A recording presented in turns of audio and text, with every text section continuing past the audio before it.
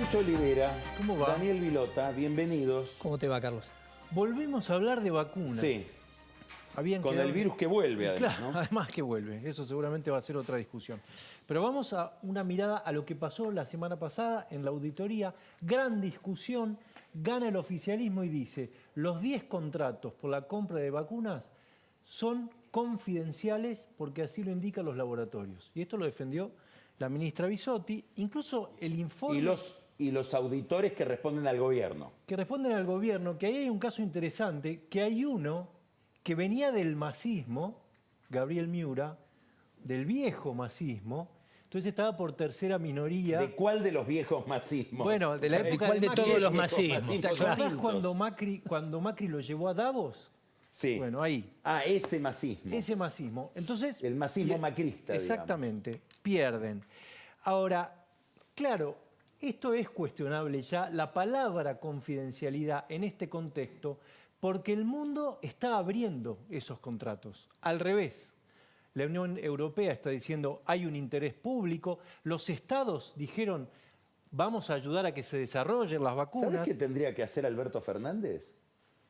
Hackearlos. Ojalá hay un interés superior, decimos. Claro. Bueno, Porque mirá. si no es confidencial la conversación de un grupo de personas en Telegram y es confidencial el precio de las vacunas, me parece que tenemos un concepto de confidencialidad un poco... Que son cuestiones de vida o muerte. Mirá, el Tribunal de Cuentas de Francia hizo una auditoría. Alemania en 2021 ya había fiscalizado. Ah, muy interesante eso. A ver, Claro, contá. Mirá, en junio de 2021 Alemania ya había fiscalizado los presupuestos del COVID. Junio de 2021. Julio de 2021, el Tribunal de Cuentas de Francia hizo una comparación entre lo que habían gastado todos los países. Sudáfrica... Julio del 21. Sí. Hace un año y medio. Exactamente. Sudáfrica tiene 3 auditorías hechas. Hasta México puso el ojo. Así que acá hay ya una discusión muy interesante. Además, esta auditoría ya venía con retraso. Tendría que haber estado el 30 de marzo de este año y un año atrás, ya en la oposición, ahí Pichetto fue uno de los que más se movió, empezó a ver que el Ministerio de Salud le retaseaba información. De repente, en un momento, mayo de 2021, empezó a interrumpir. Dejó de entregarle y los auditores dejaron de pedirle la información. Cuestiones que impiden ver qué es lo que pasó en estos 2 años de pandemia en el que la Argentina pagó un costo altísimo. Para que se den una idea, cuando la Argentina decide revisar la ley de vacunas, Sí. es decir, en julio de 2021, ya iba por 95.000 muertos. Hubo 3...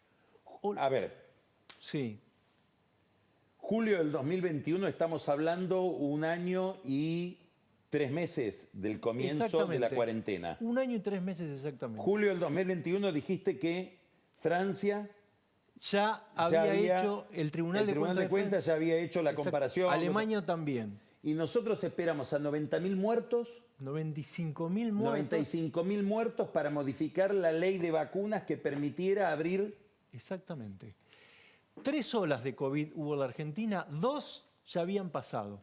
Digo para que tengamos una dimensión, incluso en la ONG Vacuname decía, los chicos, sobre todo los que tienen discapacidad... Sí, tenían sí, que- lo hablamos acá infinidad de ¿Te veces. acordás que hacía reclamos porque no entraba la única vacuna que estaba permitida, que en ese momento era la de Pfizer? Ahora, todo esto esconde en realidad una intencionalidad que fue quedando clara si uno ve el proceso, es escandaloso, que es A ver. favorecer a grupos nacionales, en particular a uno, que es el que traía la vacuna de AstraZeneca, el grupo de Sigman.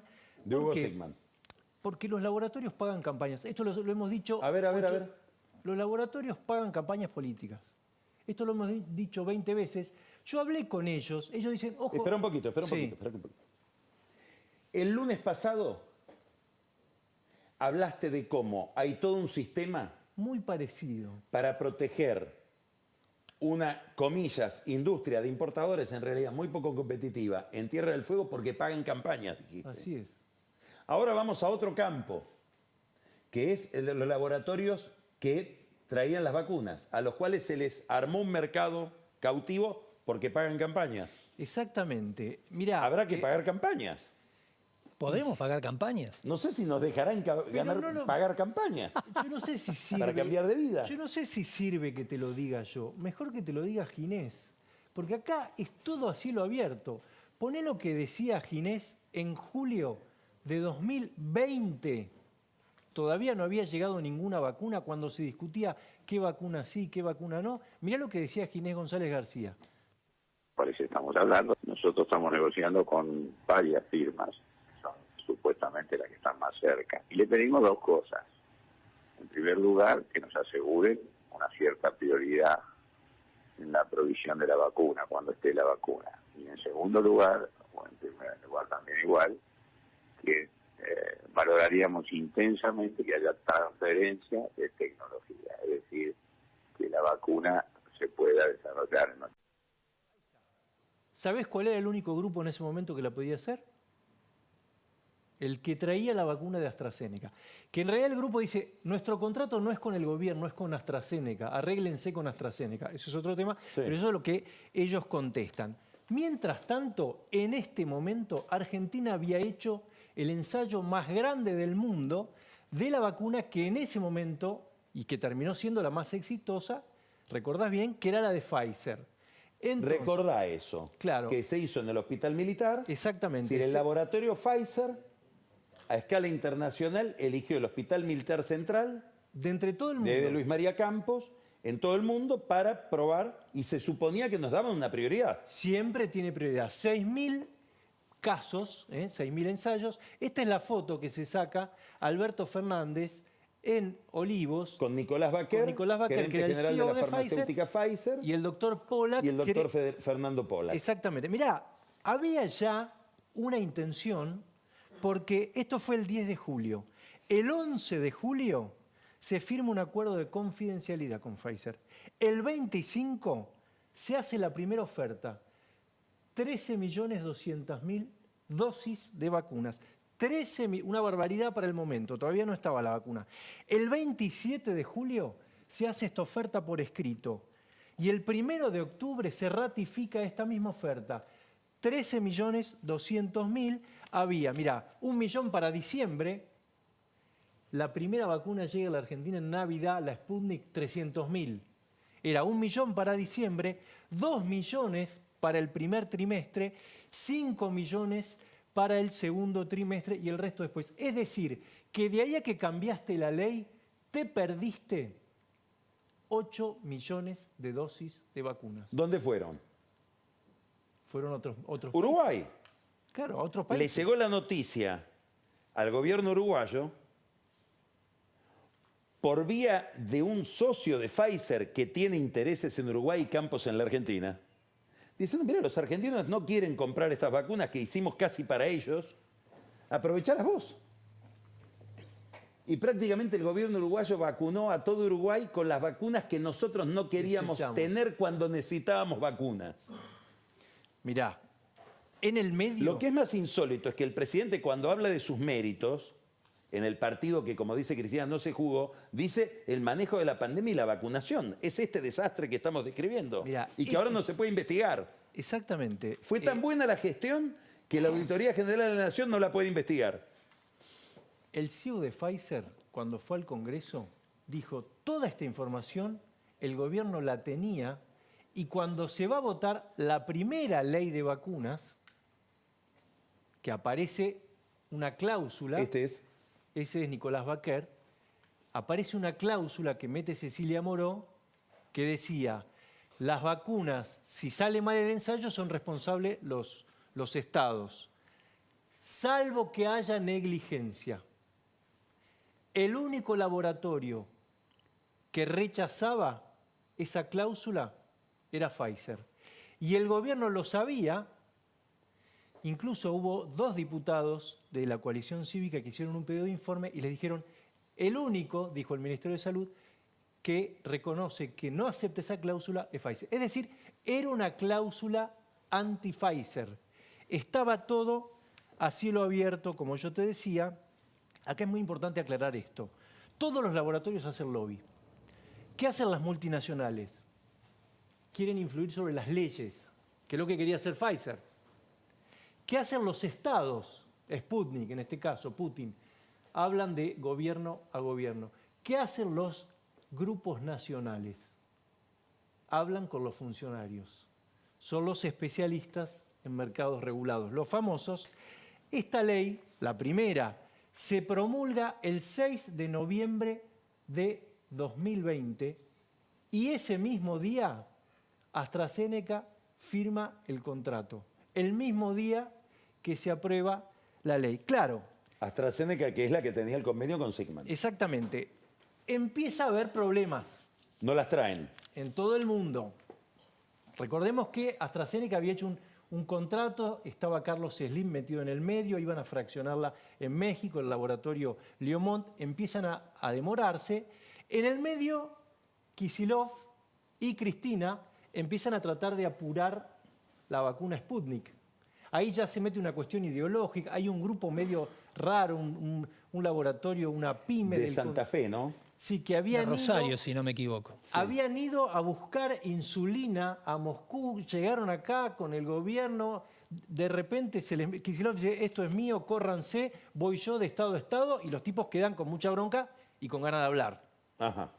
Ahora, bueno, entonces viene ese diciembre, llegan las poquitas de Sputnik, en el medio, hay algo, recién pasó por acá Hugo Alconada, algo que contó Hugo con Claudio Jacqueline, que en ese diciembre, todavía no había llegado ninguna, Eduardo Nequian lo va a ver a Alberto Fernández y a Ginés González García y dice, soy amigo del presidente de Moderna, que era armenio, Sí. que es armenio, ¿no?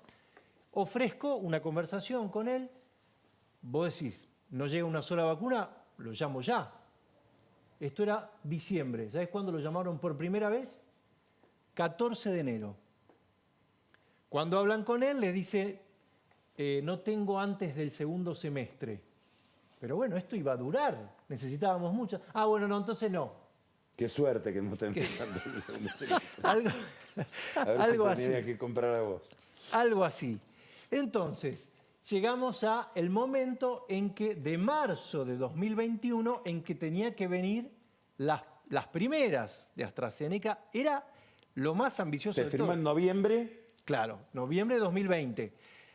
y en marzo tenía En marzo que venir tenían que llegar. Eran casi 23 millones de dosis. ¿Eh? A mayo solamente habían entregado un 30%.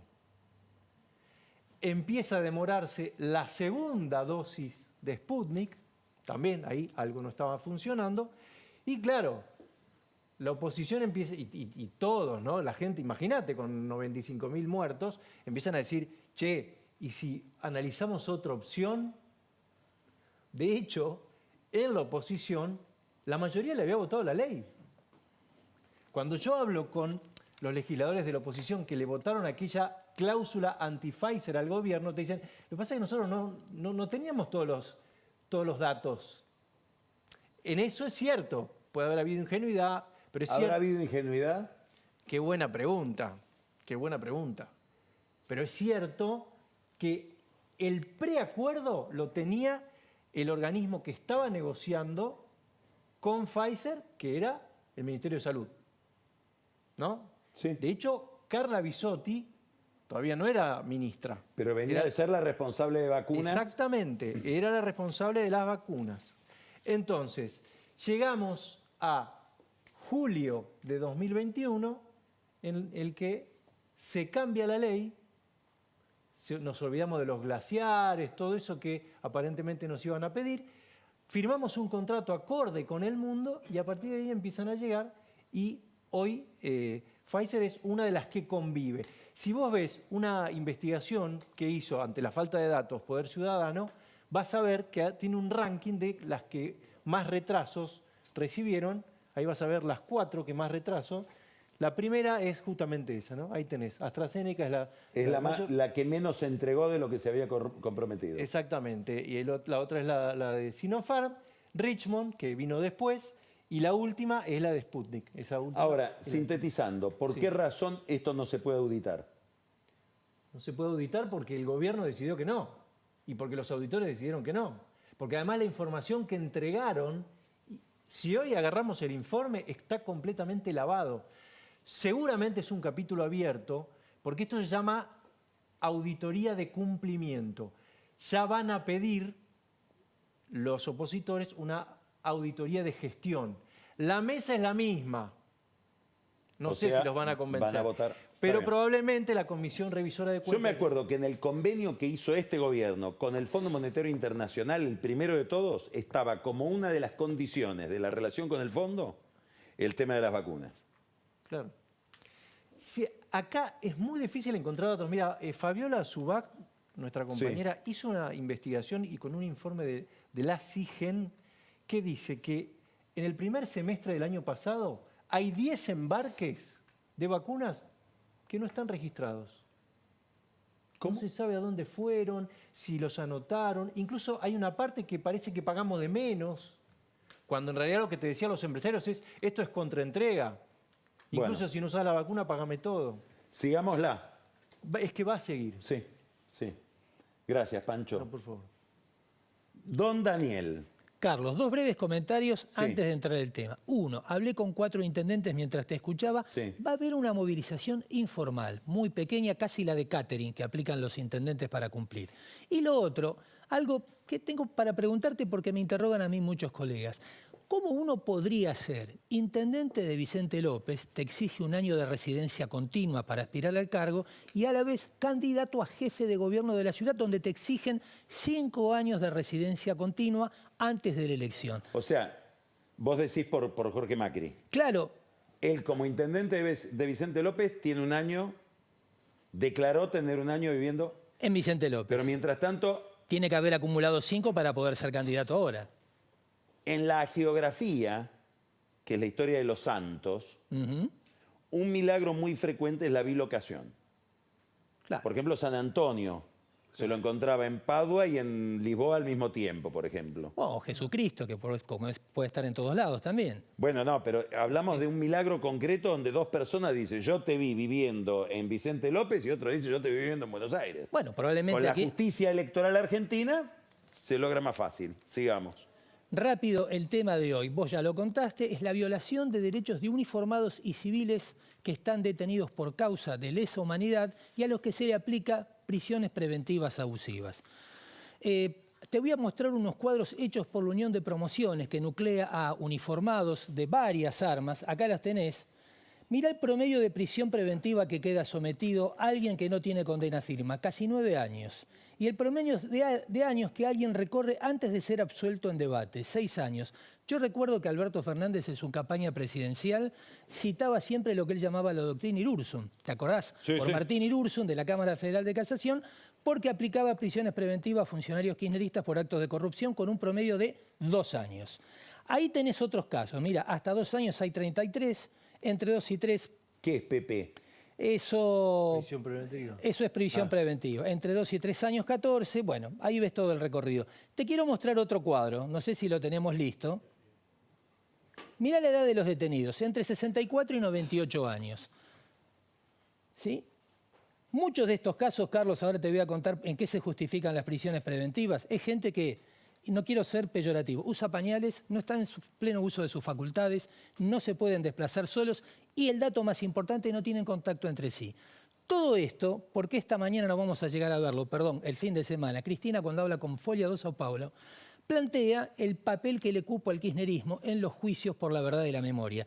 Probablemente se confundió, pero los juicios por la verdad y la memoria son en la década del 90, después de la ley de punto final y obediencia debida y los indultos de Menem. El quiebre que dispara todo esto a lo que estamos asistiendo es un fallo del juez federal Gabriel Cavallo que declara nulas las leyes precisamente de punto final y obediencia debida, un fallo que después en el 2005 es ratificado por la Corte.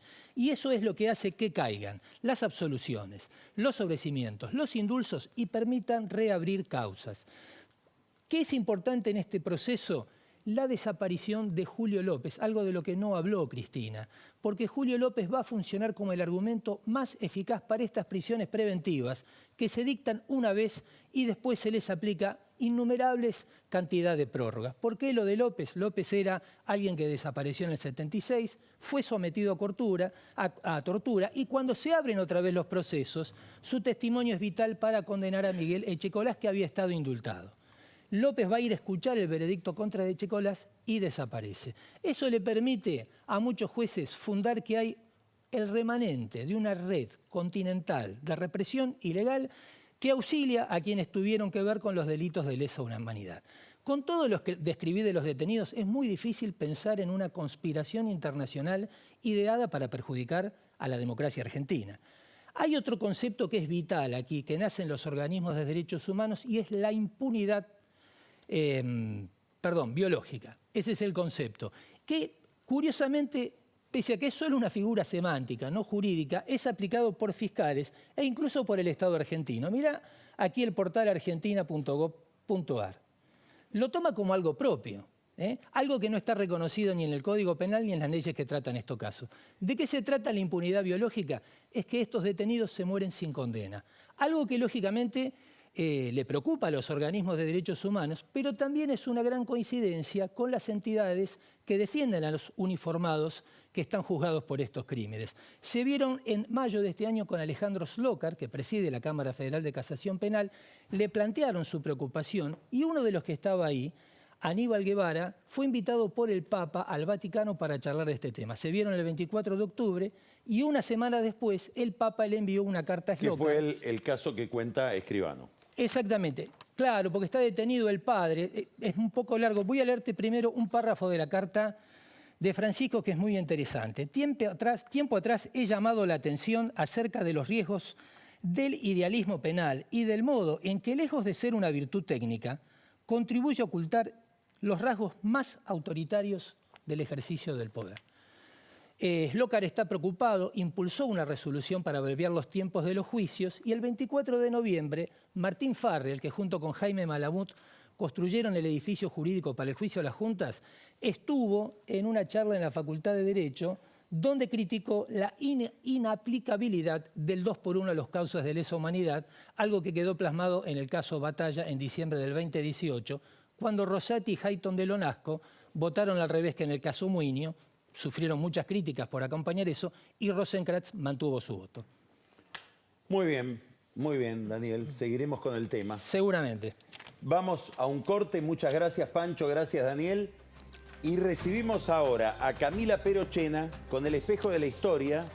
Nos vamos a mirar en la obra clásica de José Hernández, el Martín Fierro. ¿Qué significa el Martín Fierro en la Argentina? Y después quédese para el whisky, porque Carola Gil nos trae la revista Rostros, las últimas imágenes, las más recientes de los argentinos que pasean y alientan a la selección por Qatar. Después quédese a más entrevistas, porque Luis Novarecio entrevista a Ricardo Gil Lavedra, que este miércoles presenta su libro sobre sus memorias sobre el juicio de las juntas a las 5 de la tarde en la Facultad de Derecho. Ya volvemos.